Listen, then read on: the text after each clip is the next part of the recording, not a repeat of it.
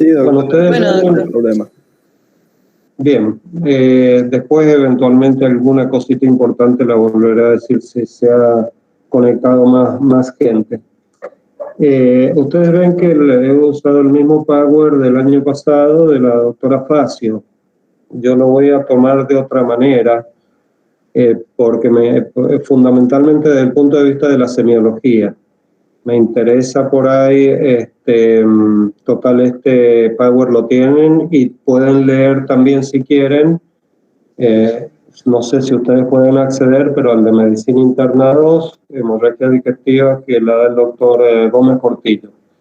Pueden encontrar algunas pequeñas diferencias entre unos y otros, y todo un poco depende del autor que uno suba la experiencia, pero aparte el autor que uno elija para armar el Power, o uno o varios autores, o en fin, distintos estudios. Así que pueden encontrar algunas diferencias. Yo hablé con la doctora Cubillos y quedamos que iba a hablar fundamentalmente de la semiología de hemorragias digestivas, diarrea y constipación. Así es que si ustedes tienen el Power ahí, probablemente no puedan seguirme con las imágenes. Así que sí, es probable que puedan, o lo graban o ponen, si pueden grabarlo, y si no, una tomada de notas ahí mientras digo algunas cosas.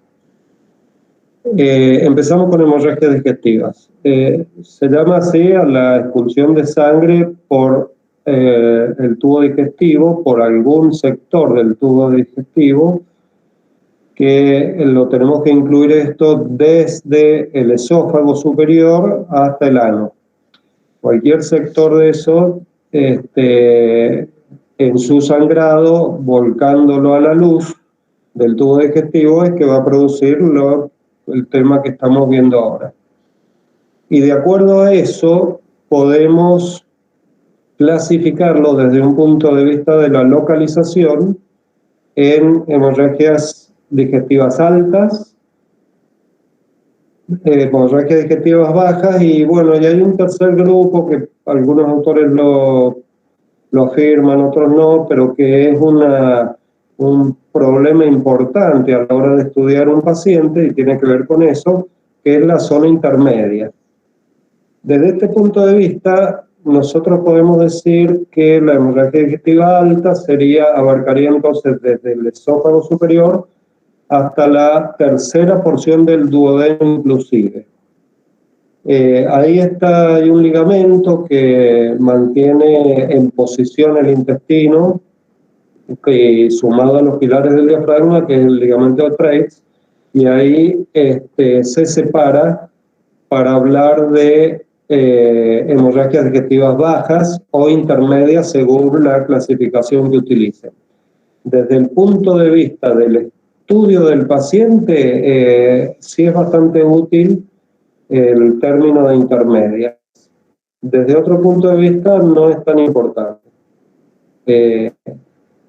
A partir, en general, estoy hablando muy en general ahora, a partir de ese nivel, de la unión de la tercera porción del duodeno con la cuarta, el contenido luminal va siempre a progresar hacia el ano. Por eso es que se llama baja, porque en realidad va a salir por abajo, aunque en realidad estamos considerando un punto bastante alto.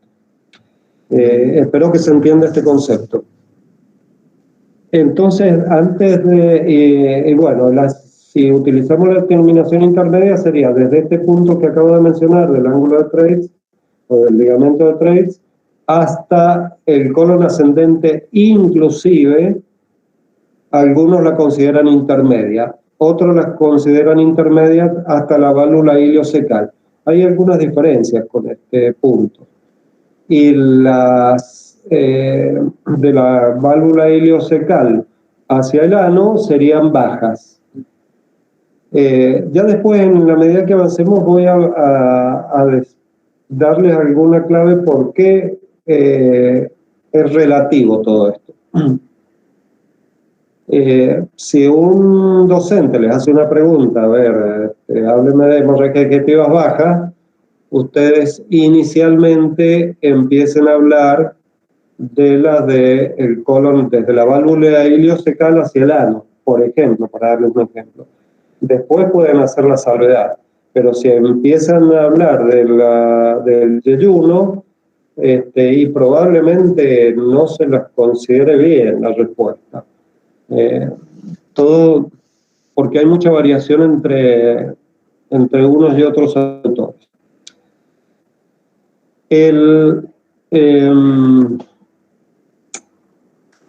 Tendría que pasar ahora a ver en un paciente que se presenta que se sospecha una hemorragia digestiva, ¿por qué se sospecha una hemorragia digestiva? ¿Cuáles es las formas de presentación que puede tener el paciente?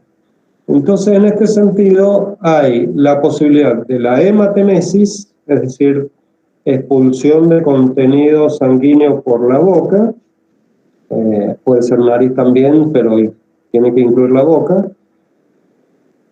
Podría ser como boya de café, podría ser como melena, podría ser como enterorragia o hematoquesia, ahora se la llama más hematoquesia que enterorragia, y podría ser como proctorragia, que sería ya la final, la que está en la última parte del recto ya. Entonces, esas serían las que se ven. Las que no se ven sería la sangre oculta en materia fecal. Desde el punto de vista biológico, puede haber sangrados por todo el tubo digestivo de pequeña cuantía que no se ven con métodos físicos nada más. Entonces, las características de las heces podrían ser normales si no hay melena, y eso es la llamada sangre oculta en materia fecal. En general, según los autores, podría haber hasta entre 50 y 80 centímetros cúbicos eliminados por día, con un tránsito normal, intestinal normal, que no se vea la melena.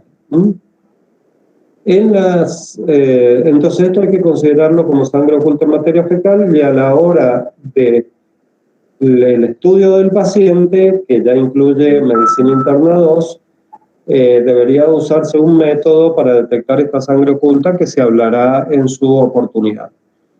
Es muy difícil separar las cosas acá. Entonces, yo dije que me iba a dedicar estrictamente a lo semiológico, pero no se puede dejar de tocar algún punto por ahí de medicina interna 2 que incluía diagnósticos con sus métodos diagnósticos, diagnóstico diferencial y tratamiento.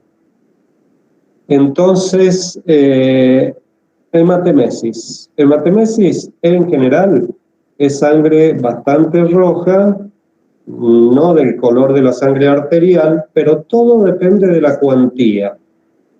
Ustedes, discúlpenme el paréntesis, si se corta o no se me oye bien o cualquier cosa me interrumpen, por favor, porque yo estoy hablando y no sé si le está llegando bien a ustedes. Entonces todo depende de la cuantía. En general hay que diferenciarla, y a veces es muy difícil diferenciarla de la hemoptisis.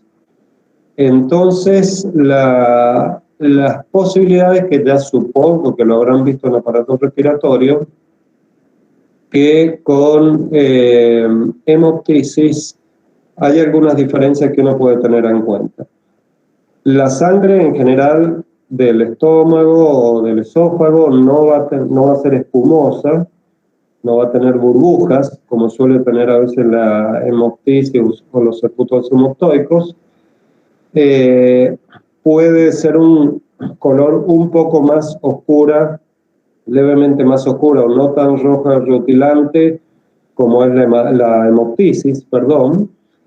Y puede tener algún contenido alimentario que no tiene la hemoptisis. Esas serían las cuestiones básicas para diferenciarlas. pero hay realmente algunas situaciones que no se pueden evitar. Ejemplo, el paciente que tiene leve hemoptisis y de noche deglute la sangre. Entonces queda en el estómago, se junta en el estómago y probablemente pueda tener algún vómito de sangre, y ahí está muy difícil en diferenciarla, si es de un lado o de otro. Pero en general esto no ocurre y se puede diferenciar. Entonces, eso es para ver la diferencia con hemoptisis. El punto siguiente es la borra de café.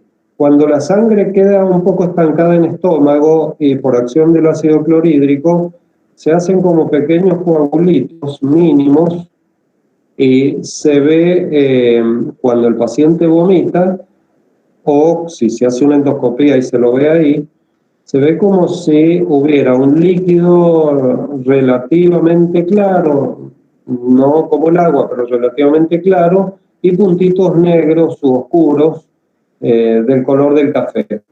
Eso sería el vómito en borra de café, que es equivalente a un sangrado leve y que ha estado estancado en el estómago. Yendo más hacia abajo, en la ya considerar hemorragias digestivas intermedias o bajas para la otra clasificación, todo lo que es sangre, ya enseguida vamos a ver algunas causas, todo lo que es sangre a partir de ese punto, en general se va a transformar en melena, o depende la cantidad de horas que pasen, directamente en hematoquesia o enterorragia. La hematoquesia es una sangre bastante roja, abundante, que sale por ano y indica que el sangrado puede ser de colon, en general de colon derecho, que el contenido fecal es líquido a esa altura, o de intestino delgado, tanto yeyuno como ilio. Después voy a hacer algunas aclaraciones al respecto. Y por último, lo digo ahora, pero en realidad era desde las hemorragias digestivas altas, la forma en que se ve la melena es, no sé si ustedes han visto melena alguna vez, es una masa fecal tipo diarreica, homogénea, bastante homogénea, de color negro alquifranado, brillante, y en general muy maloliente. Un olor particular que tiene la transformación de la sangre por efecto tanto del ácido clorhídrico sumado a los gérmenes intestinales que han hecho ahí han provocado ese color particular. Es tipo diarreico, informe, con tipo masilla en general blanda, con ese color negro brillante alquifranado. Entonces, esas son las presentaciones que tenemos desde el punto de vista semiológico para tratar de definir que un paciente puede estar sufriendo un sangrado. Y esto es lo difícil porque, por ejemplo, en cuanto a la melena, hay algunas causas, o a una enterorragia más oscura, hay algunas causas que podrían simular esto, y que es, por ejemplo, si una persona ha comido recientemente, dentro de las 24 horas previas, abundante cantidad de morcillas. Las morcillas están hechas con sangre también, y puede salir materia fecal negra pensando que es melena y puede que no lo sea, podría ser un falso positivo de melena. El comer abundantes remolachas o beterabas, no sé cómo las llaman ustedes, también puede provocar un color rojo oscuro, pero que se define un poco como bordó o rojo oscuro, en la materia fecal. Pero acá suele el paciente haberse dado cuenta que al orinar también sale ese color. Entonces, todos estos son tips que uno les voy dando para que hagan diagnóstico diferencial para definir una hemorragia digestiva. En este caso sería, en el último caso, sería del intestino intermedio, que no fuera tan abundante. Entonces, son los diagnósticos diferenciales. Lo otro que puede provocar materia fecal negra, que podría ser melena, son las sales de bismuto, la crema de bismuto, que se utiliza para las diarreas, y también son un falso positivo, o las pastillas de carbón, que también utilizado para las diarreas, también pueden dar esos colores. Los tratamientos con hierro, en alta dosis de hierro por vía oral, también pueden dar colores similares. Entonces, como ven, hay medicamentos que pueden dar falsos positivos y no ser hemorragia digestiva. Todo esto es por la anamnesis que ustedes deben realizar. Cuando un paciente consulta por una de estas posibilidades, ustedes tienen que hacer un extenso interrogatorio, tratar de ver estas situaciones y un examen físico muy completo, como ya veremos luego. Hay situaciones que son muy evidentes e indiscutibles, entonces uno por ahí acorta caminos. Pero si no hay nada de esto que no lo pueda poner en evidencia, objetivamente el interrogatorio debe ser muy extenso y un excelente examen físico. Entonces, dicho esto, yendo a las causas, luego vamos a volver sobre la semiología con respecto a las complicaciones que pueden haber. Pero yendo a las etiologías, hay múltiples causas de hemorragias digestivas. Esto lo voy a hacer rápidamente. También acá tenemos varias, según los estudios que uno lea y las publicaciones, va a ser la estadística, y según las regiones son las estadísticas. Entonces, no es lo mismo que una estadística la haga un anatomopatólogo de necropsias o biopsias, o endoscopista que prácticamente le derivan los pacientes sin interrogar a hacer endoscopías y punto.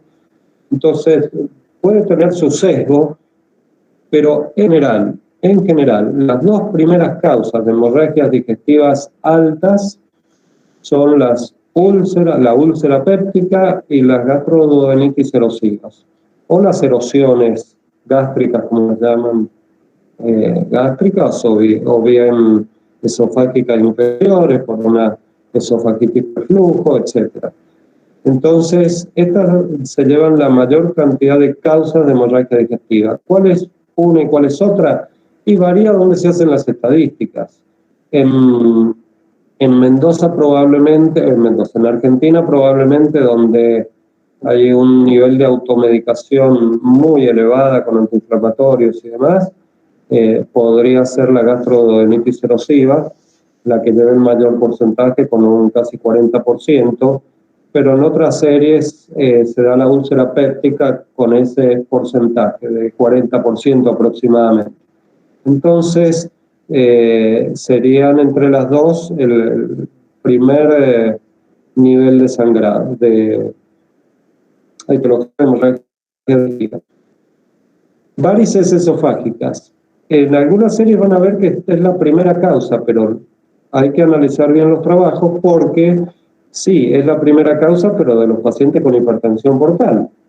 Es decir, que un paciente con cirrosis o hipertensión portal de otra etiología severa puede tener una hemorragia digestiva alta por varices esofágicas como primera causa.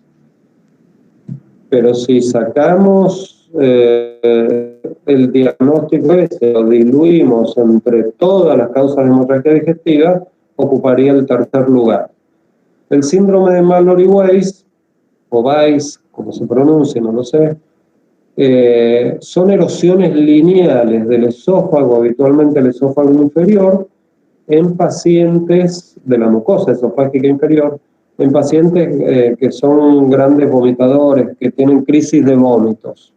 Se ve mucho en los alcohólicos, con borracheras que vomitan, o en pacientes que comienzan con vómitos frecuentes por algún otro motivo.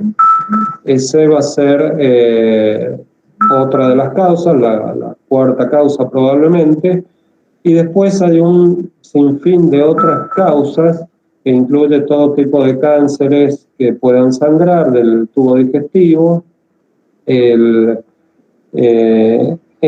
la edad, en la tercera edad o cuarta edad, después de los 60, 65 años de edad, aparecen lesiones vasculares que se llaman angiodisplasias, que son bastante frecuentes, sobre todo para las hemorragias digestivas bajas. Se ven mucho a nivel colónico, pero en el intestino delgado terminal también. Y eso provoca sangrados que aún pueden ir desde sangre oculta hasta sangrados evidentes. Eso toma importancia en una persona mayor. Hay otra gran cantidad de causas, otros tipos de malformaciones vasculares, dilataciones vasculares en el estómago, en el intestino superior, en el fundus gástrico, en distintas zonas del tubo digestivo. Tumores de distintos tipos, en fin. Quiero aclarar algo. Cuando un paciente, me estoy adelantando a medicina internados, cuando un paciente se le indica un estudio porque tiene un sangrado superior, una hemorragia alta, y se encuentra una úlcera sangrante, no se puede tomar biopsia, o si está con un coágulo. Si está con un coágulo en el lecho ulceroso o en el nicho ulceroso, no se puede tomar biopsia. En ese caso se supone que pudiera ser una úlcera péptica, pero hay cánceres gástricos que nacen como una úlcera, que en realidad es una úlcera cancerosa, que no es muy típica, no ha crecido mucho, pero puede horadar un vaso y hacer una hemorragia digestiva alta. Entonces, esa úlcera, si no se le hace la biopsia, que hay que hacerla diferida después de un mes aproximadamente, o 20 días después que se ha detenido la hemorragia, si no se hace la biopsia, pasa como úlcera péptica y en realidad es un cáncer. Entre todas las demás misceláneas que hay de etiología, que ya van a ver con más detalle en medicina interna 2, abarcan entre un 2 y un 5% de todas las hemorragias digestivas altas. Lo otro que quiere empezar mucho a hacerles hincapié es negar que en el 100% de los casos que haya melena, sea hemorragia digestiva alta, y viceversa, que en el caso de que haya enterorragia, sea hemorragia digestiva baja. Hay situaciones particulares que pueden mezclarse y aparecer melena en caso de hemorragia digestiva baja, supongamos a nivel yeyunal, yeyunal alto o cerca del ilion, pero con un tránsito intestinal tremendamente disminuido, frenado, un paciente que realmente es muy estreñido, muy constipado.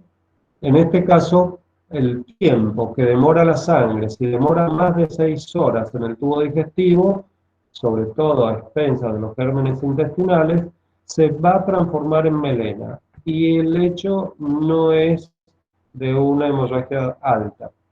Ahora, si ustedes me hablan de porcentajes y desde el punto de vista semiológico, tienen que pensar que probablemente el 98%, entre el 95 y 98% de los pacientes que consultan por melena y se confirma que es melena, es una hemorragia digestiva alta. Ese debe ser su pensamiento a la hora de enfrentar a un paciente.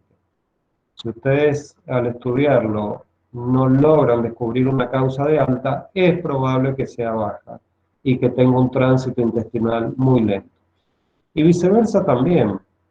Una hemorragia digestiva alta muy severa con un tránsito acelerado no alcanza la sangre a permanecer las 6 horas necesarias mínimas estancadas en el tubo digestivo para que se transforme el color.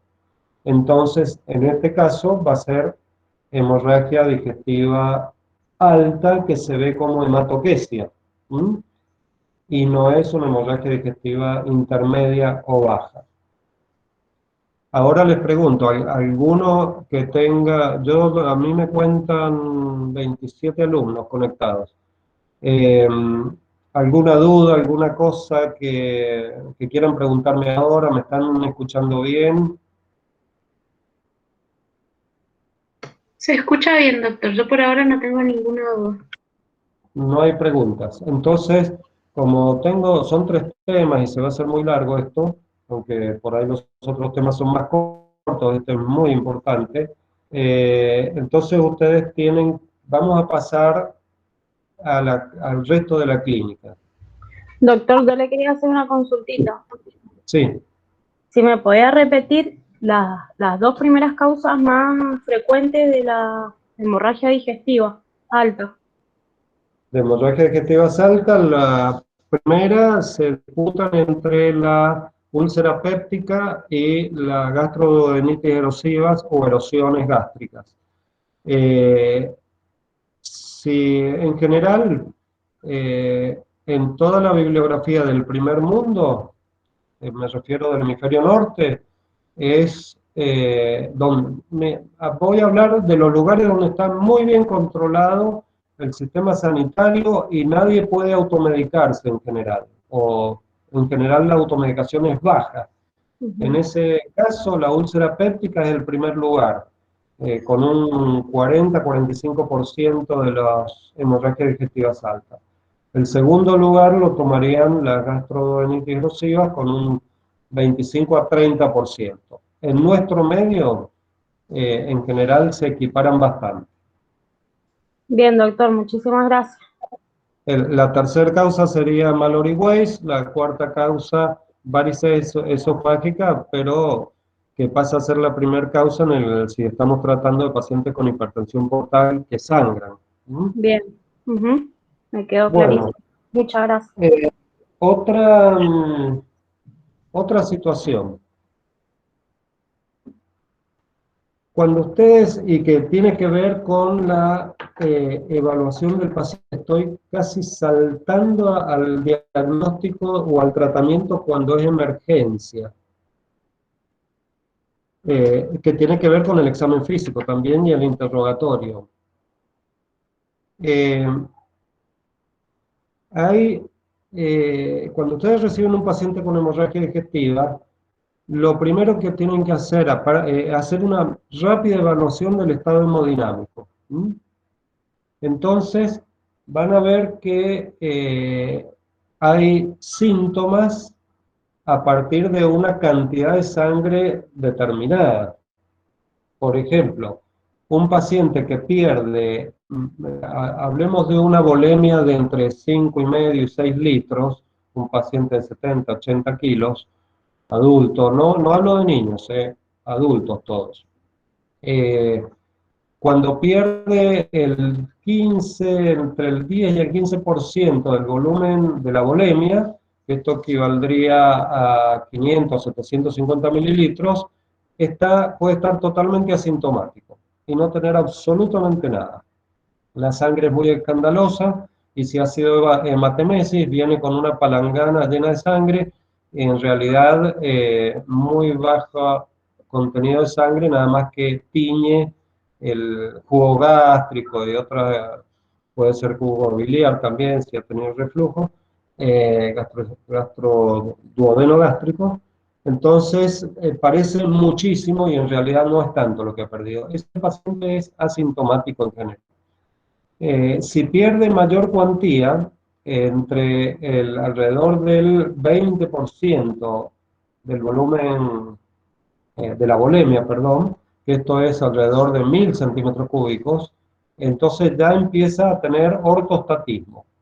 Y acá me voy a detener, porque hay situaciones que el paciente lo traen en una camilla o uno lo va a ver al domicilio, está en la cama, se ve rosadito, tiene un pulso de 80 por minuto, tiene una tensión arterial de 12,8 y resulta que porque está acostado.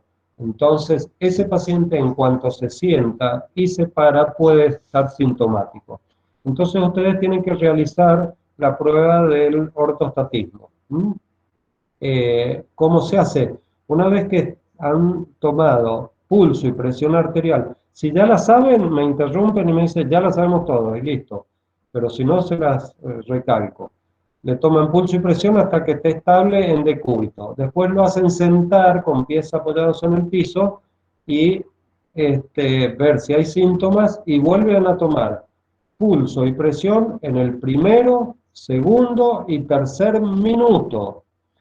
Un paciente con hemorragia digestiva o que ha perdido volemia, sin otra afectación que tenga, ni medicación que tome, puede tener un descenso de la tensión arterial y aceleración del pulso en el segundo o tercer minuto, no instantáneamente. Si en esto no hay variaciones, lo ponen de pie, con mucho cuidado, cerca de una cama, de una camilla, vigilándolo, y vuelven a repetir lo mismo. Pulso y presión primero, segundo y tercer minuto. Si ustedes logran un descenso de la presión arterial, sobre todo la sistólica, en por lo menos 10 milímetros, disculpen, y una aceleración del pulso en por lo menos 10 latidos por minuto, pueden considerar que puede estar con una hipotensión ortostática. Esto es un signo, puede ser un signo y un síntoma si el paciente lo refiere, el mareo y demás, o se pone pálido. Entonces, esto debe hacerse así. Ahora, si el paciente está descompensado en decúbito, ni hablar, eso ni se les ocurre hacer esta prueba, ya está descompensado. La otra situación es que tenga, para que vean lo difícil que es la medicina, si uno hace las cosas rápidas, que sea un paciente hipertenso habitualmente, medio resistente, que no toma la medicación y demás, y ahora está con tensión arterial 130/80, 130/90, pero resulta que él habitualmente tiene 160, 170, 120 o 110. En este caso es una hipotensión para él, y uno no la detecta porque no ha tomado el recaudo previsto, ¿sí? Entonces, podría aparecer ortostatismo en los pacientes que pierden, si no tienen otra situación, 1 litro de sangre, aproximadamente. Después hay un aumento de la tensión arterial, de la taquicardia en reposo en decúbito, que estaba bien y ahora cayó la tensión arterial en decúbito, presentó la taquicardia en decúbito, cuando ha perdido alrededor de 1,5 litros de sangre. Luego hace una hipotensión arterial cuando está cercano a los 2 litros, y si tiene más de 2 litros de pérdida de sangre aguda, estamos hablando, son pérdidas agudas. En este caso puede entrar en shock directamente el paciente. Con pérdida de poco más, la mitad de la volemia o más en forma aguda, es incompatible con la vida. Si uno no actúa muy rápido cuando está cercano a ese número, el paciente se muere. La otra situación, y acá también barajando en la anamnesis que deben tener ustedes, que el paciente también ha perdido bastante sangre, pero no tiene taquicardia. ¿Y por qué no tiene taquicardia? Porque a lo mejor es un paciente con cirrosis varices esofágicas y ha sacado una varices esofágica, y uno no ve que no tiene taquicardia el paciente porque está medicado con beta bloqueantes. Se dan betabloqueantes, fundamentalmente del tipo del propanolol, en varias dosis diarias, para tratar de reducir profilácticamente la hipertensión esplácnica del circuito venoso, y evitar, prolongar la vida o evitar una próxima hemorragia. Pero si el paciente ya está sangrando, no dejen de preguntar si el paciente tiene ingesta de betabloqueantes. Podría tener colocado un marcapasos fijo a 60 por minuto, 65 por minuto, y nunca les va a hacer taquicardia a este paciente, sobre todo si es anciano. Entonces, ven que hay una cantidad de variables que las van a ir incorporando ustedes a medida que vayan avanzando en la carrera y en la práctica médica. Entonces, eso es otra parte del examen físico. Ver hemodinámicamente cómo está el paciente, pulso, presión, ocultación cardíaca, en fin, todo lo que tengan que ver. Referido a otras, y ya voy a ir terminando con esto, a otras causas etiológicas, que acabo de decirla, en una hemorragia digestiva, la cirrosis hepática o la hipertensión portal, tendrán que hacer un examen concienzudo del paciente buscando signos de hipertensión portal, signos que me detecten una cirrosis hepática. Entonces, habrá que ver si tiene una palma hepática, si tiene circulación colateral a nivel a nivel abdominal, compatible con esto, si hay esplenomegalia, hepatomegalia no, porque cuando ya es muy avanzada no se palpa el hígado, si hay ascitis, en fin, buscar otros signos en el cuerpo de coagulopatías, también como causas de sangrados. Coagulopatías no diatrógenas, digamos. Entonces, las coagulopatías no diatrógenas, ustedes podrán buscar púrpuras, lesiones de piel que sean purpúricas, quimosis, hematomas, en fin, distintos sangrados por otros lados. Entonces, todo esto tienen que buscarlo. Y ojo que hoy en día hay muchísimos pacientes anticoagulados de por vida, muchísimos.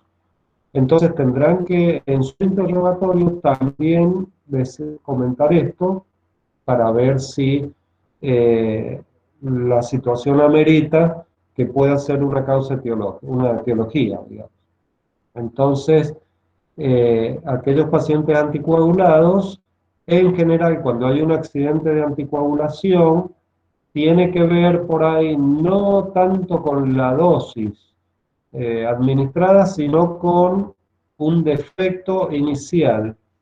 En este caso que estamos hablando, que puede ser una pequeña gastritis que tenía el paciente, gastritis está mal dicho, una hiperemia de la mucosa gástrica por AINES o por lo que fuera, y el paciente, ante la posibilidad de no coagular correctamente, sangra. Esa sería la situación. Entonces, fíjense cómo, de acuerdo a las etiologías, después las leen todas las etiologías, no se las he dicho todas, ni mucho menos, la cantidad de cosas que tienen que interrogar y examinar en el paciente para evaluar. Bien, yo creo que le he hecho un repaso general de todo esto, de hemorragia digestiva, desde el punto de vista semiológico y lo que tienen que buscar en el paciente. Si no hay ninguna pregunta al respecto, pasamos a diarrea.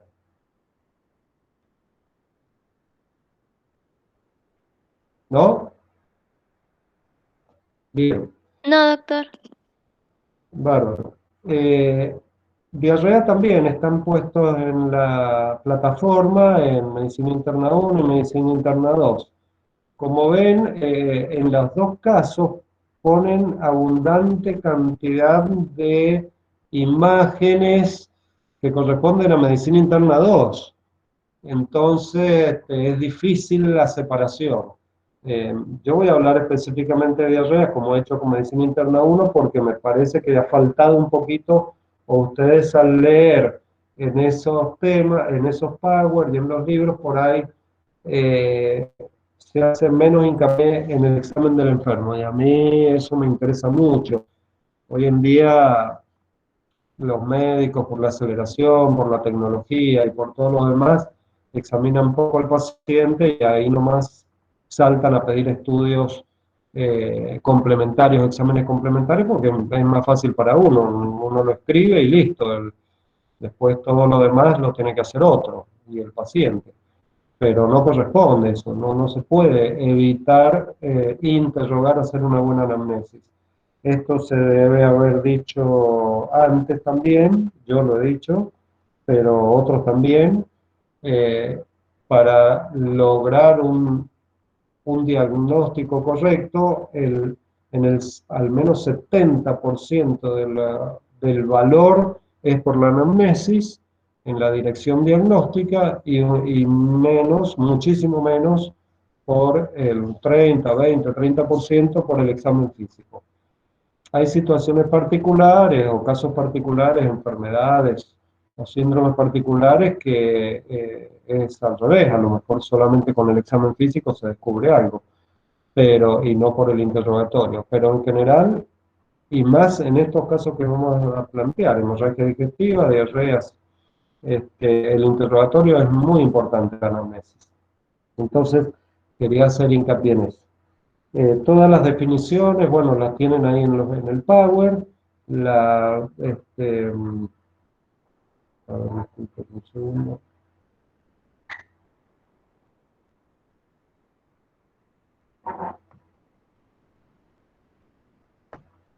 Necesito que me pongas el de diarrea, por favor. A la secretaria le estoy diciendo.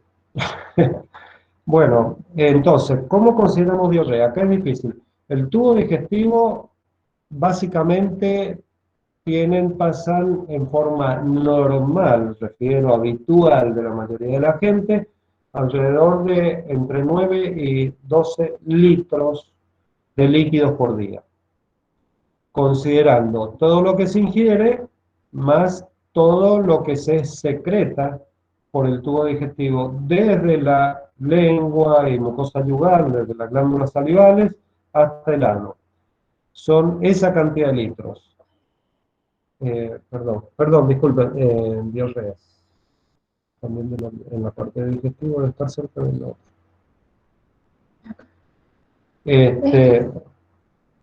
Sí. No, espera. Disculpen un segundo, perdón. No, acá mismo, pero en la tercera parte. No lo encontré. Abrir el libro.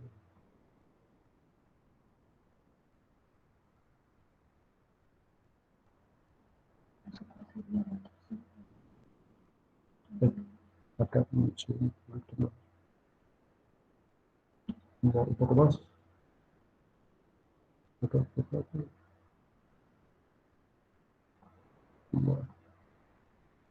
Bueno, está bien, la guía. Bien, volvamos a eso. Entonces, se imaginan que pasa una cantidad de líquidos terribles. Piensen que se eliminan por intestino solamente 200 centímetros cúbicos.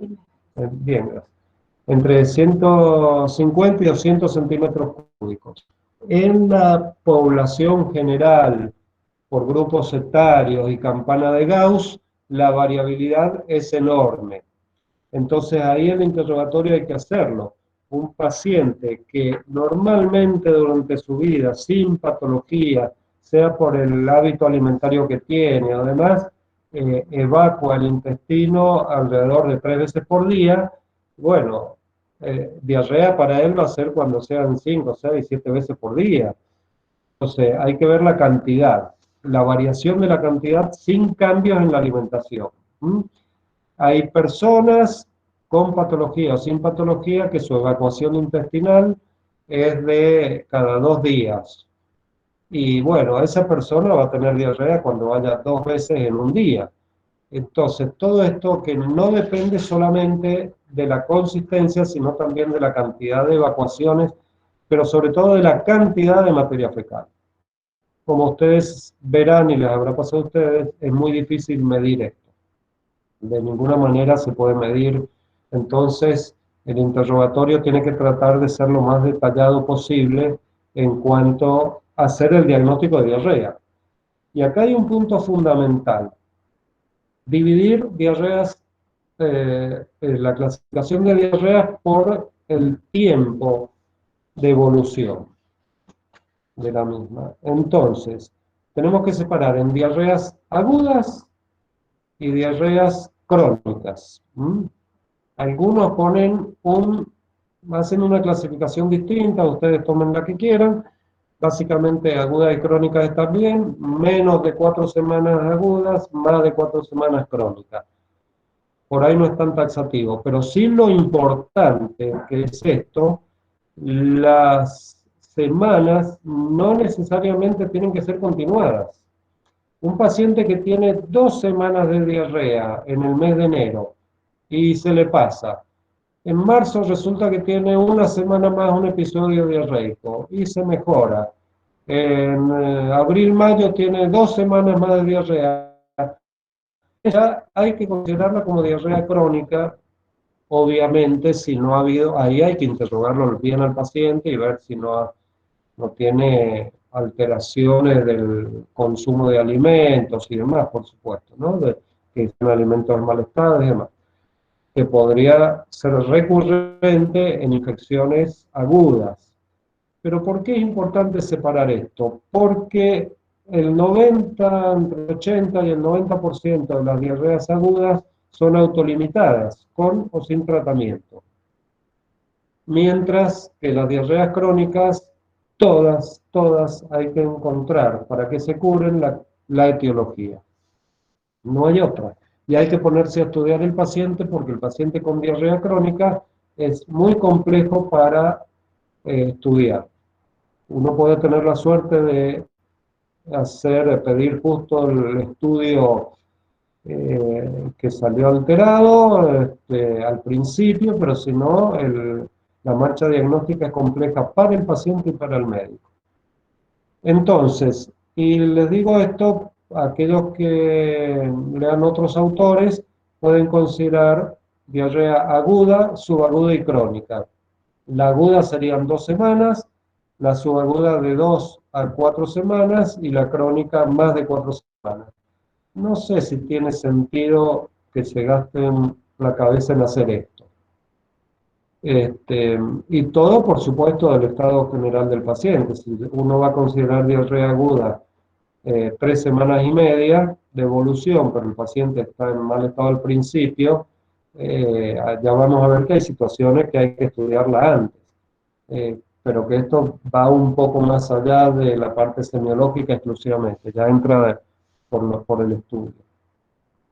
Bien, en esta situación entonces pasamos a la clasificación fisiopatológica. La clasificación fisiopatológica es buena para tratar de definir si una diarrea puede ser alta o baja. Ya voy a volver sobre esto. La clasificación fisiopatológica se divide en diarreas osmóticas, diarreas secretoras / exudativas o inflamatorias y diarreas motoras. Esa clasificación, hay autores que niegan rotundamente la diarrea motora, porque asumen, ustedes saben que el intestino, fundamentalmente el colon, tiene una capacidad de quintuplicar su posibilidad de absorción de agua ante la necesidad. Entonces, el tubo digestivo puede reabsorber, si las velocidades intestinales y toda la parte de absorción está normal, puede reabsorber alrededor de 18 litros por día en 24 horas. Entonces, es medio injustificable que un paciente pueda tener diarrea solo por aceleración del tránsito intestinal, solo diarrea motora. Eso es raro, tiene que haber mezclado algo más, pero bueno, por ahora están clasificadas así. Entonces, ¿por qué es importante esta clasificación? La diarrea osmótica es aquella que se produce por aumento de la osmolaridad de la luz intestinal con respecto a la sangre. Entonces, esa presión osmótica intraluminal que no pasa a la sangre va a absorber definitivamente de la sangre agua y plasma, si hay algún daño más, plasma también. Pero agua y electrolitos puede absorber desde la sangre y desde la célula, desde el enterocito, por supuesto, que está interpuesto entre la sangre y la luz intestinal. Entonces, disculpen un segundo. Gordo, ¿me podrías traer un vaso de agua, por favor? Entonces, cuando se produce por un exceso de sustancias que producen aumento de molaridad y que no se absorben, va a ocurrir una diarrea osmótica. Esto le doy un par de ejemplos.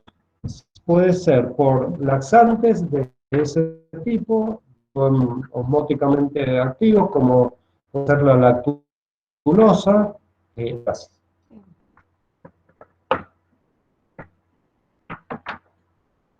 Puede ser la lactulosa, que se da médicamente en el caso, por ejemplo, de los pacientes cirróticos, no importa ahora por qué, pero se les da.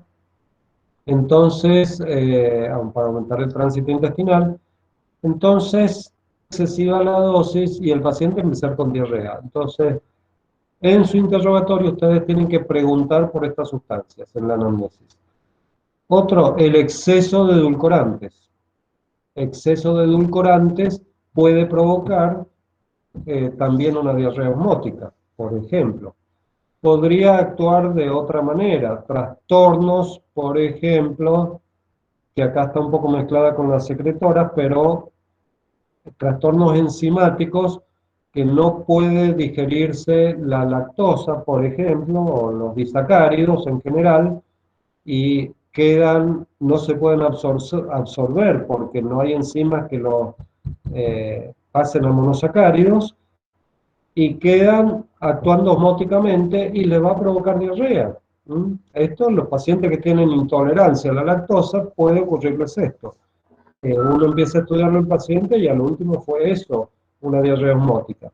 Ahora, ¿cómo saben ustedes si esta diarrea es osmótica o no desde el punto de vista clínico, semiológico? Preguntando el volumen que traten el paciente de cuantificar en una diarrea crónica, qué volumen diario hace.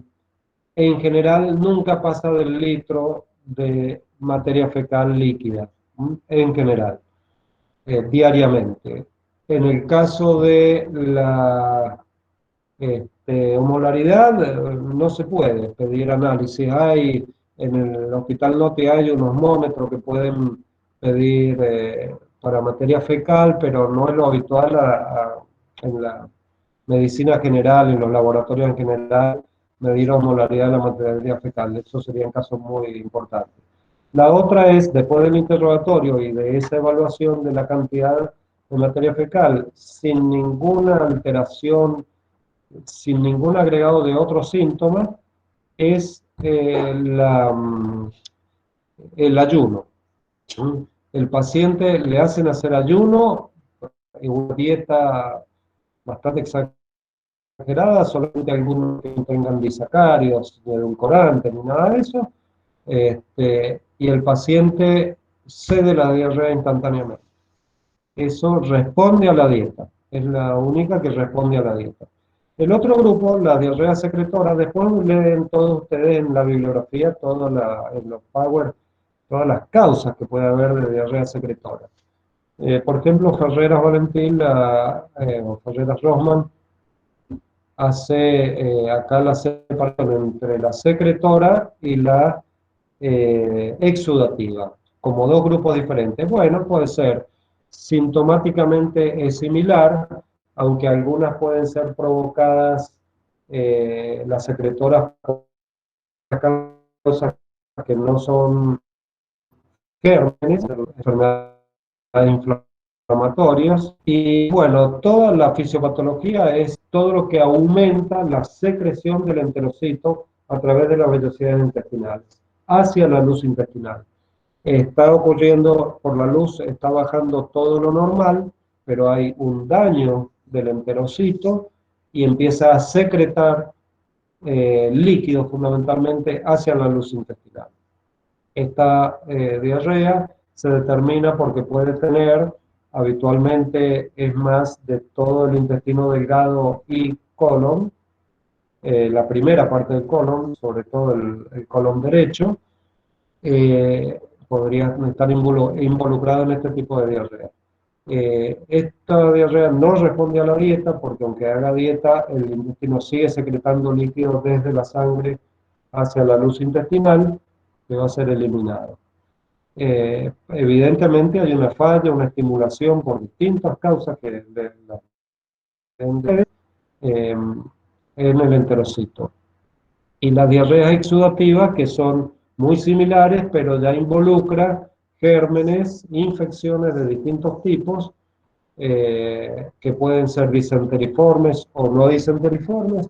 Aquellos gérmenes que producen disentería, podría ser la shigella, por ejemplo, una shigellosis, alguna yersinia, algún clostridio también, pueden hacer, ahí se me fue la idea, pueden provocar aumento, pululación de estos gérmenes, inflamar la mucosa y provocar esta secreción. En general, estas van acompañadas de fiebre. Otras no llevan fiebre, pero pueden ser secretoras igual sin fiebre. Profe, ¿el cólera podría ¿Sí? producir una diarrea de esta? Sí, de hecho la más grave desde el punto de vista de matar rápidamente al paciente por un desequilibrio hidroelectrolítico. Bueno, ustedes no habían nacido, me parece, cuando apareció acá apareció en el mundo, en este lado del mundo, el cólera, en los años 90, 91 fue. Eh, Creo que no habían nacido por ahí, algún viejito anda por ahí, no sé. Este, había nacido en Perú, empezó en Perú, y ahí fue bajando sobre todo por la parte latina y el Caribe, pero fundamentalmente fue en Perú. Acá hubieron poquitos casos, se tomaron medidas en esas épocas, adaptar hospitales y cosas, pero sin experiencia. Bueno, algún día que podamos juntarnos, les puedo contar anécdotas de esto, pero ¿qué pasaba? Primero todos los pacientes eran internados y suero, suero, suero, suero, pero un paciente puede eliminar hasta 100 aproximadamente 10 litros de líquido por día por materia fecal, agua, agua, agua, y el paciente si no es rehidratado con líquidos y sales, rápidamente se entra en shock el paciente. Esto ocurre en horas o en días, pero aprendieron con el tiempo que duró esa endemia, aprendieron a empezar a hacer tempranamente hidratación oral, porque se les acabó, a Perú se les acabó los sueros, no tenían forma de conseguir sueros, había ayudas de otras partes del mundo hacia Perú y Ecuador, que también estaba un poco interesado en el tema, pero bueno, a cambiar las normas higiénicas y demás. Y acá hubieron 1, 2 casos, 3 casos, que muchos eran importados y nada más. Los que se conocieron, los que se publicaron o se conocieron. Bien, ese es un ejemplo. Entonces estas son las exudativas. Y las motoras, después ustedes leen el detalle, las motoras son aquellas provocadas por aumento del peristaltismo, que podría involucrar al síndrome del intestino irritable, que aún no se le conoce la causa, hasta donde yo sé, pero hay gente que lo tiene, pero en general esto alterna, y para que ustedes hagan el interrogatorio, alternan periodos de diarrea con periodos de constipación en el síndrome del intestino irritable. En esto eh, hay que hacer un interrogatorio muy extenso, revisar al paciente y en muchos casos estudiarlo y descartar otras causas. no ponerle rápidamente el mote de síndrome de intestino irritable o el diagnóstico.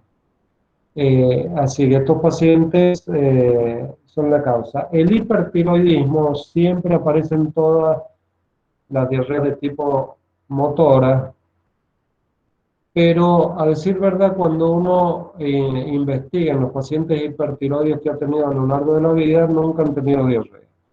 Así es que teóricamente, por aumento del metabolismo, habría un aumento de la motilidad intestinal que provocaría diarrea. Esto yo lo pongo un poquito en duda, pero bueno, en todos los libros, todas las clasificaciones del hipertiroidismo.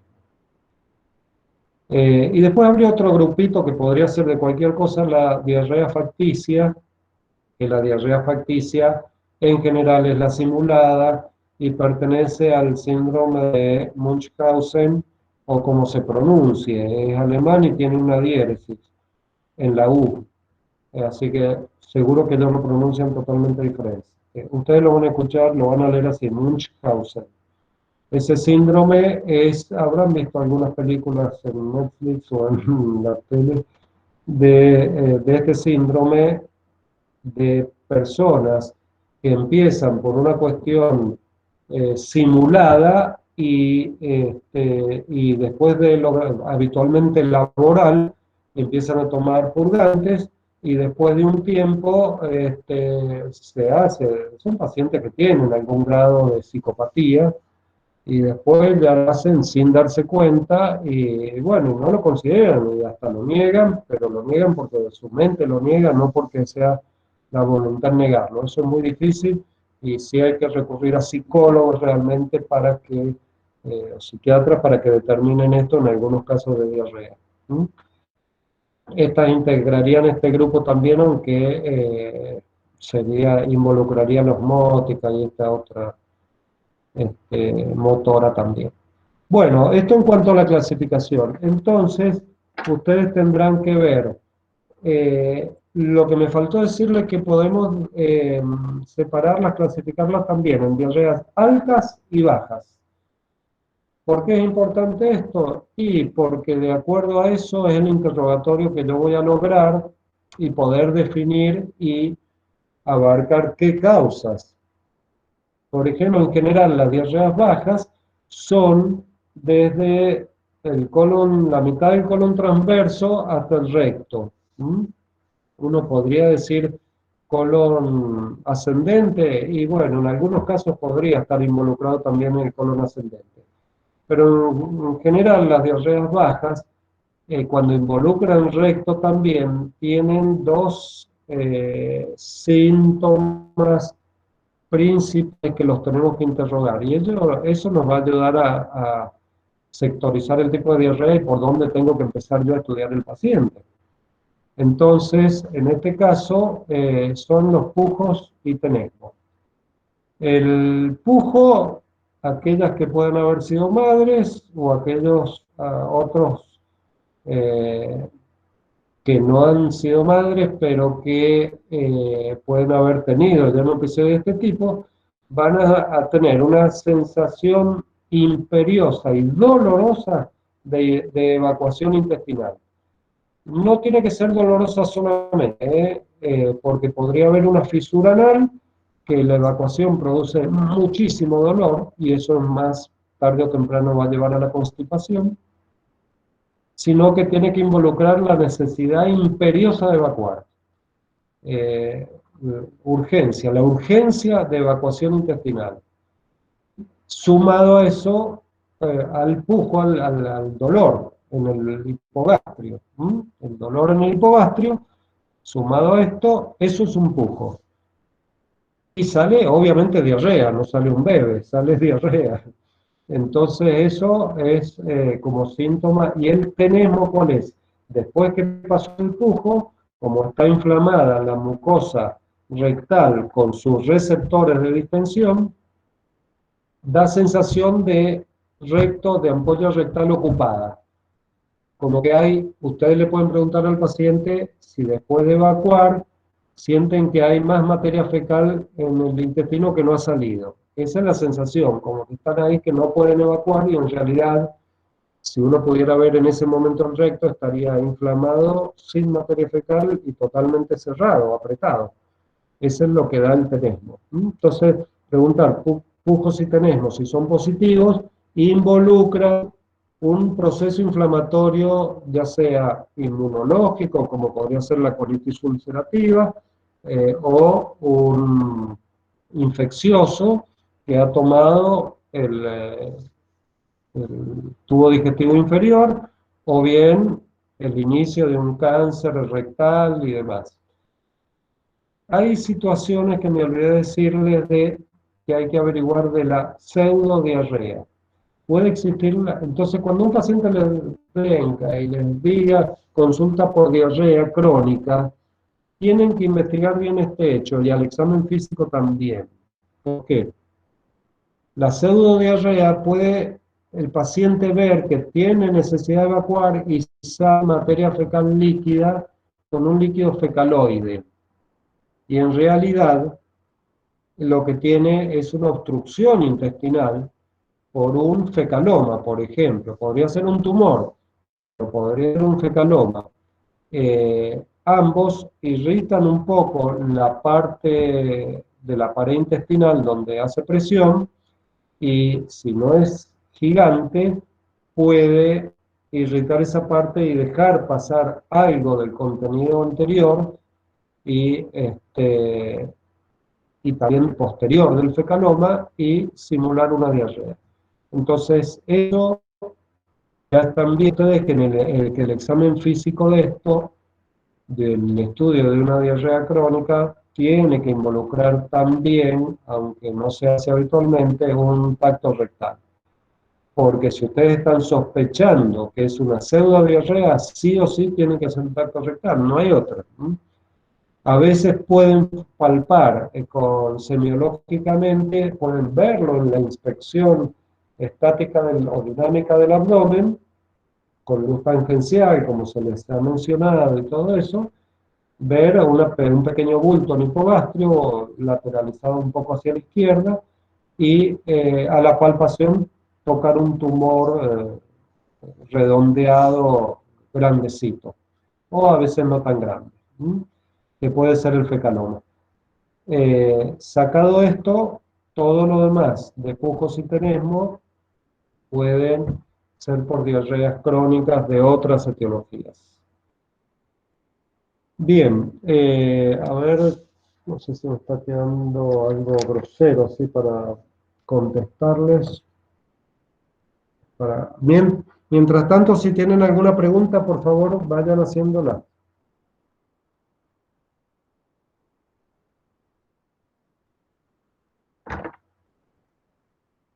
¿No hay preguntas? ¿O se durmieron o se fueron? ¿Qué pasó? No, estamos, profe.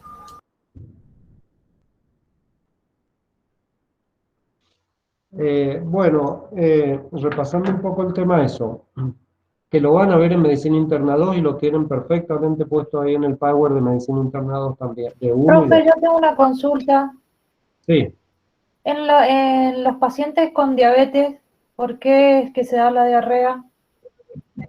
Bien, esa también es habría que considerarla por ahí como una diarrea motora, pero en realidad es mixta.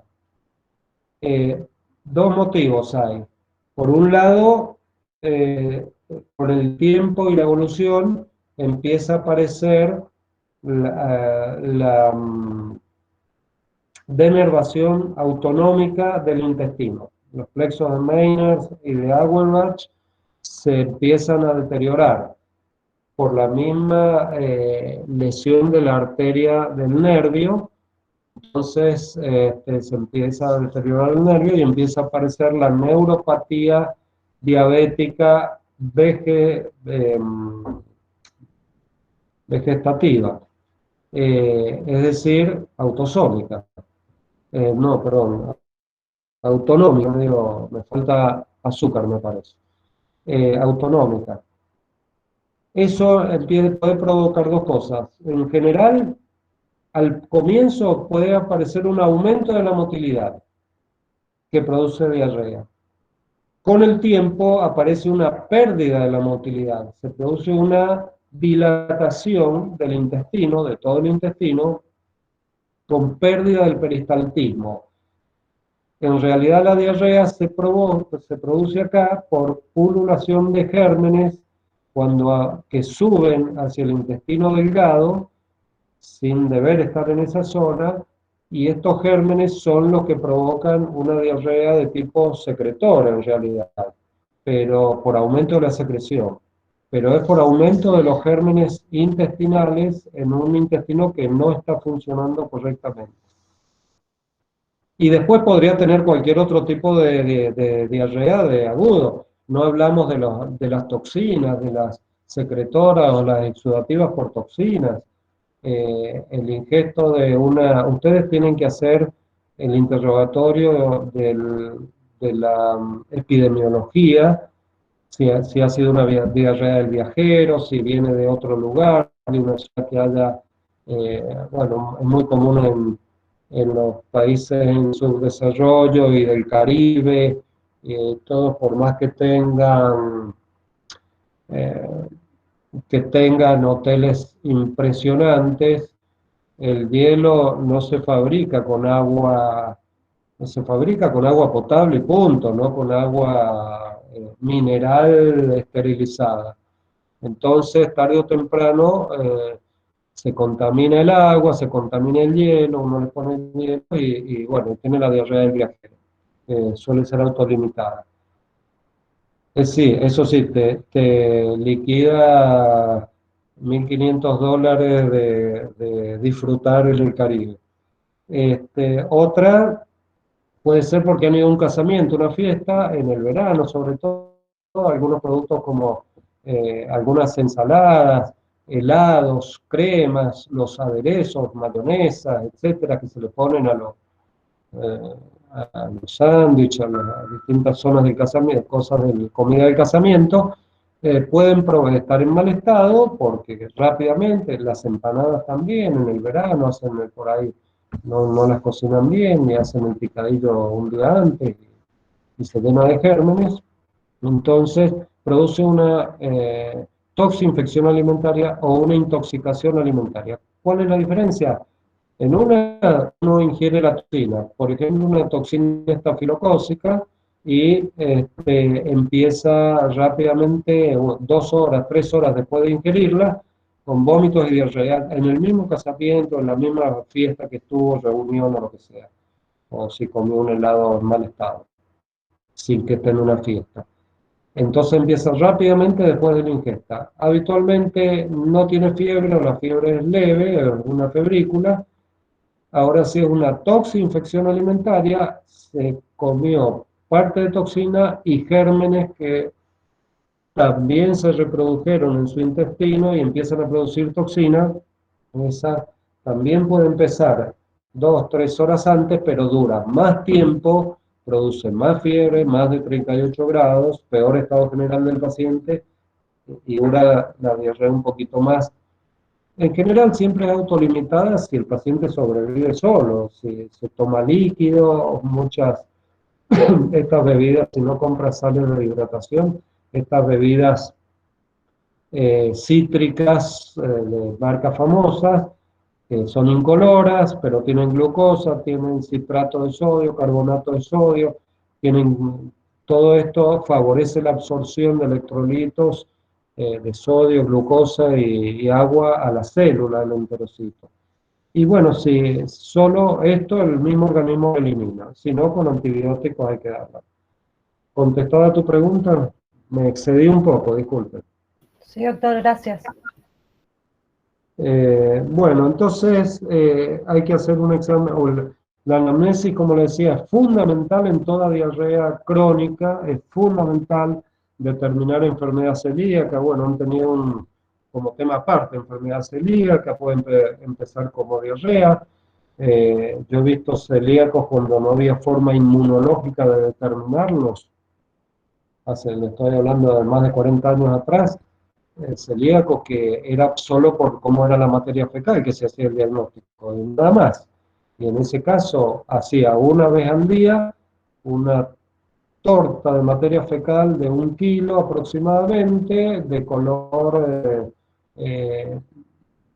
amarillo casi blanco, un color crema casi blanca, y sin forma, y con algunos residuos de fibras no digeridas.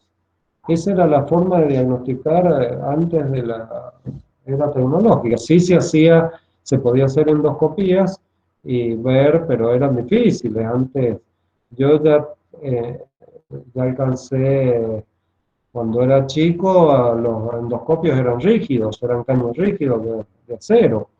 Después ya, cuando me recibí, ya había endoscopios, fibroscopios. Entonces, bueno, videocámaras y demás. Los endoscopios actuales son con cámaras, son mucho mejores. Pero no había otra forma de diagnosticarla antes, ¿eh? Bien. Y por último, yo creo ya llevamos 2 horas 20. Sí, 2 horas. No, 1 hora, perdón. 1 hora, no me parece más. Bien. Si no hay, se me quedan muchas cosas de comentarles, pero se dan cuenta cómo tienen que interrogar al paciente y cómo hay que revisarlo. Hay que hacer un examen clínico general. Si vamos a hablar de celiaquía, podría haber consultado un adolescente por una menorrea, simplemente. Y yo voy a ver, al último sí hay un deterioro pondoestatural, pero al comienzo no tanto, entonces podría pasar inadvertido y consultar simplemente por la amenorrea, ustedes a médicos de atención primaria o clínicos y demás, y tienen que despistar esto con el interrogatorio.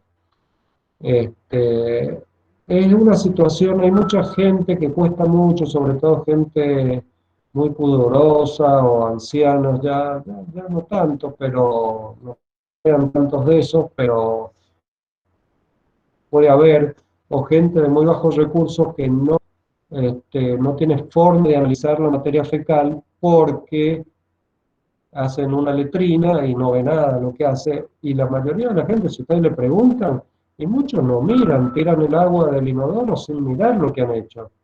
Mucha gente, se asombraría en la cantidad de gente. Así es que, por supuesto, haciendo una broma, el inodoro más semiológico es el de color blanco. Todos estos verde oscuro, marrón oscuro, azul oscuro, no permiten ver nada. Así es que sugieran inodoros blancos para poder ver bien la materia fecal y poder interrogar cómo es la materia fecal. Bien, con respecto a constipación pasa algo similar, muy breve realmente, es una situación compleja. Gran parte de la población, y más en la mujer, es estreñida. Nosotros, tengan cuidado, a lo mejor hay algún paciente ahí, o ya lo saben por múltiples viajes a Chile, o hay algún chileno, ellos constipación le dicen a la congestión nasal nuestra, a eso le llaman constipación. La gente común le llama estitiquez a la constipación. Nada que ver, un término que yo ni lo conocía hasta que al día que lo conocí de grande no lo había sentido nunca. Y constipación ellos les refieren a la congestión nasal y de vías aéreas superiores. Entonces, habría que hablar de estreñimiento, que lo entienden un poco todos, más que de constipación. Normalmente es lo mismo que para la diarrea, la variabilidad es muy alta. Uno tiene que ver cómo es el hábito normal de la persona en el interrogatorio desde chico, y ahí puede ver que ha ido variando con la edad.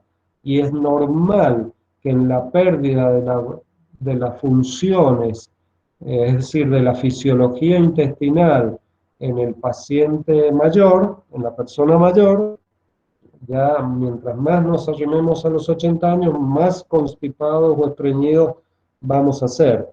Y hay que tener cuidado porque esto genera mayores problemas aún, y a veces situaciones graves.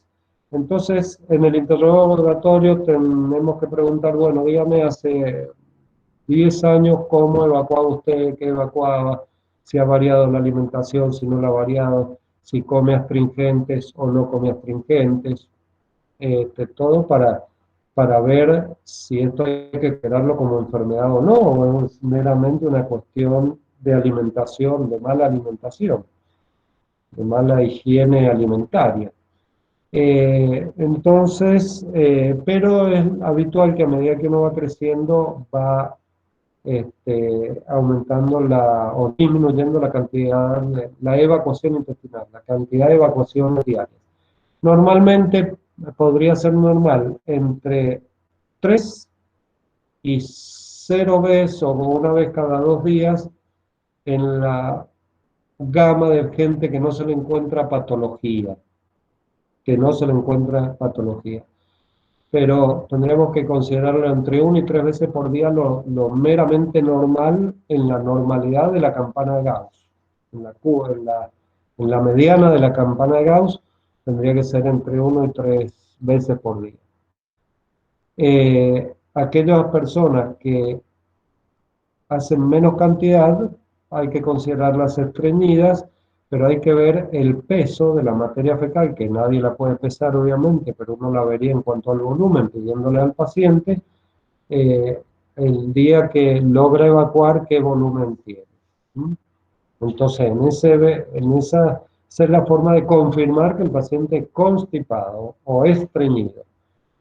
Causas infinidad también, como vimos, una era podía ser en el diabético denervado, pero habitualmente son por esfuerzos defecatorios mayores, pérdida de motilidad intestinal final en todo el hemicolon izquierdo, después las causas obstructivas. Y aquí sí es imperioso saber un paciente que lleva 3, 4, 5 días sin evacuar, no puede salvarse del tacto rectal. Hay que hacer un tacto rectal con un guante, porque hay que ver si no hay una obstrucción baja por un tumor o un fecaloma o una impactación fecal, que está la materia fecal ahí y no sale. ¿Por qué? Porque a nivel del tratamiento yo a ese paciente no le puedo dar purgantes, porque si tiene una impactación fecal baja, por más purgantes que le dé, no va a salir y le puede hacer un estallido del ciego por aumento de la presión a nivel colónica con los purgantes que le he dado por vía oral. Entonces, primero hay que destaparlo por abajo, con enemas determinadas, un enema de Murphy, por ejemplo, que es colocar un catéter con un goteo simplemente de agua, o se le pueden agregar algunas cosas, en la zona donde está la impactación, que vaya disolviendo de a poco esta impactación fecal, porque si no va a hacer daño. Y después sí prevenir. Entonces, los otros síntomas que hay que preguntar al paciente es, disculpen, me canso de hablar. Cuando esto es presencial, es mucho más fácil hacer alguna pregunta, echar algún comentario de alguno de los presentes, de otra pregunta de otro presente, es más fácil. Entonces, el orador descansa más. Acá, con el tema de aprovechar el tiempo, bueno, por ahí en la conexión es más difícil. Bueno, entonces otras cosas. El paciente con estreñimiento, ¿cuáles son los síntomas que puede tener? Cefalea. Causa cefalea.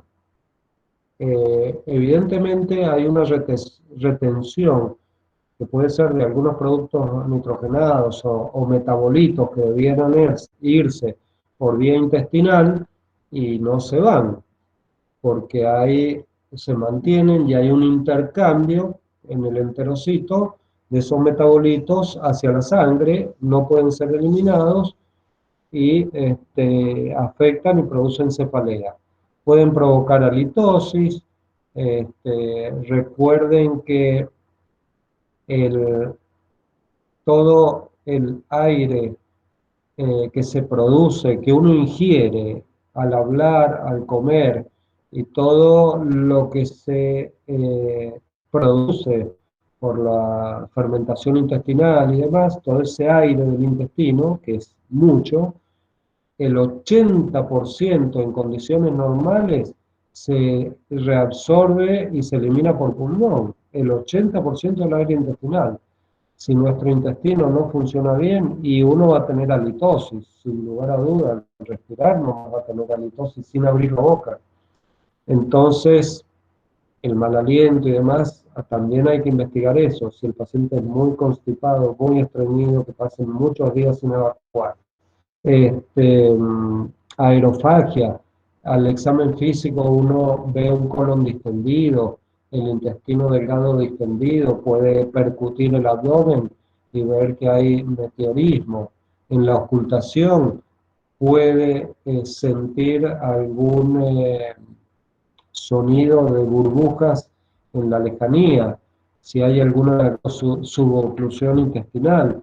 Yo tengo que ver si hay primero descartar una obstrucción intestinal, ver que esto sea solo fisiológico, alteraciones de la fisiología, y de ahí tenemos infinidad de causas neurológicas. Uno como médico clínico podrá descartar, o médico generalista podrá descartar las causas oclusivas con estudio, por interrogatorio, por examen físico y por estudios, pero después hay un montón de causas neurológicas, esclerodermias, enfermedad de esclerosis múltiple, distintas patologías neurológicas que provoquen este tipo de constipación, ¿no?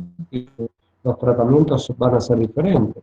Entonces puedo encontrarme que hay una disminución de la peristalsis o un aumento de la peristalsis. Ustedes imagínense una obstrucción intestinal, eso es un tema aparte, no sé si lo han visto o no lo han visto, oclusión intestinal, pero imagínense en un determinado nivel de intestino que por X causa haya una obstrucción aguda, podría ser un vólvulo que se rotó, el intestino se rotó, el meso, y en este común el sigmoides, que tiene un meso largo, y el sigmoide es largo, también es fácil que se volvule, y de golpe interrumpe el tránsito.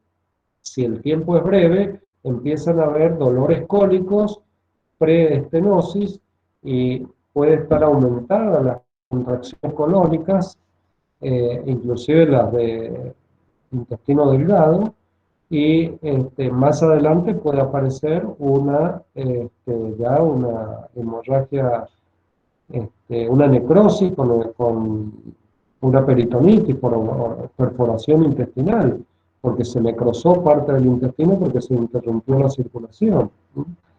En fin, distintas cosas que pueden provocar constipación. Puede dar dolor dorsal bajo, no tan severos y tan agudos como los que da, ojo, el coronavirus, ¿no?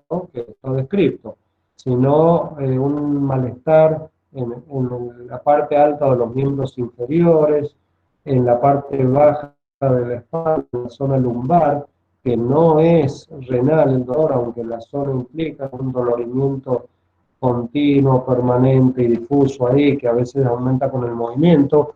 Pero recuerden que el colon está apoyado en la columna y puede irritar el plexo solar y demás, y dar dolores referidos hacia la región posterior.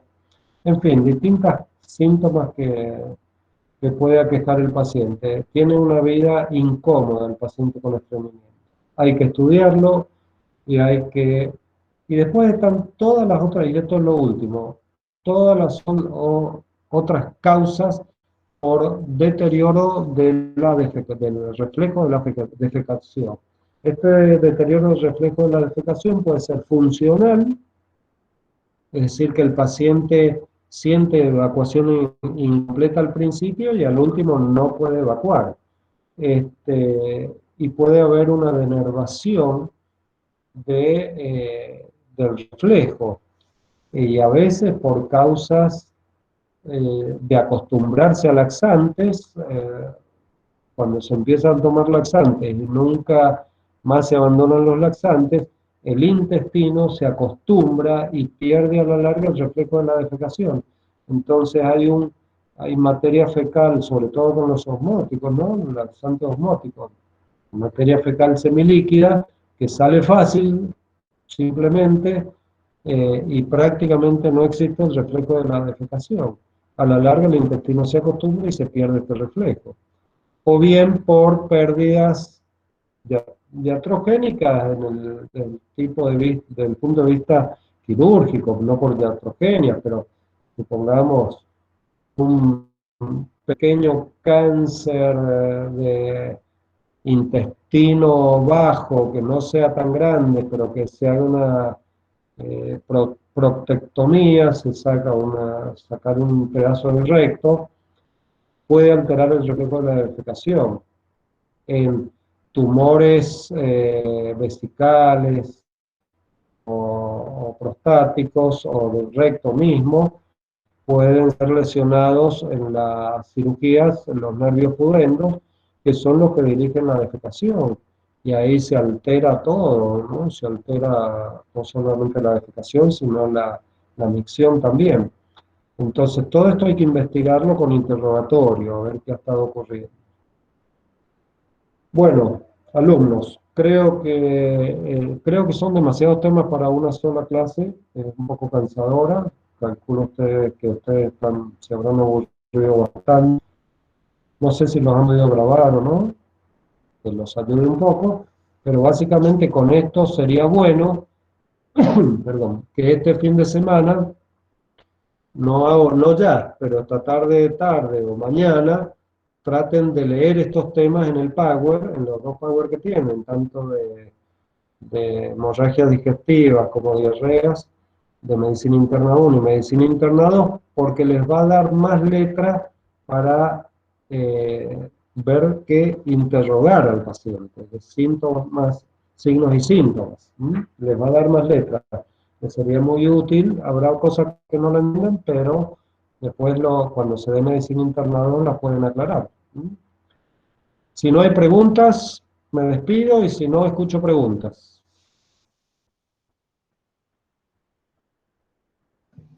No, Yo no tengo claro. Ah, se despertaron, ¿no? Profe, mi Sí. duda es con respecto de la diarrea y la diferencia con la colitis. Eso es una cuestión, no sé si es la parte semántica que es la duda o qué, pero colitis, si uno ve la etimología del término, es exclusivamente la inflamación del colon, punto, no es otra cosa. Colitis es la inflamación del colon. Se ha acostumbrado que la gente lo dé como sinónimo diarrea y colitis, porque uno podría tener colitis sin diarrea por otro mecanismo y no tener diarrea. El término correcto es diarrea, pero no sé si la duda tuya es esa, semántica exclusivamente. Sí, eso era. Claro, para la gente vulgar, digamos, vulgar me refiero a que no esté asociada por ningún lado a salud, o que no tenga un nivel intelectual superior como para poder diferenciar estas cosas, y que, bueno, con la gente que se junte y demás, todos hablan de colitis, tuve colitis, qué sé yo. Decir colitis pareciera menos desagradable que diarrea, me parece, desde el punto de vista social. Entonces, por ahí inclusive algunos médicos le preguntan, ¿tuvo colitis? Pero en realidad el término es diarrea. Bien, gracias. ¿Algo más? Bueno, soy consciente que mi tono de voz no es agradable para dar una exposición así, que retumba mucho, que no es agradable, sinceramente. Eso soy consciente porque cuando me escucho yo en una grabación no lo puedo creer. Pero bueno, no puedo modificarlo eso, lamentablemente. Así que espero que les haya resultado útil. Cualquier cosa, por el correo institucional me contactan. Yo no lo abro todos los días, pero esperen alguna respuesta, si tienen alguna duda después, para aclarar.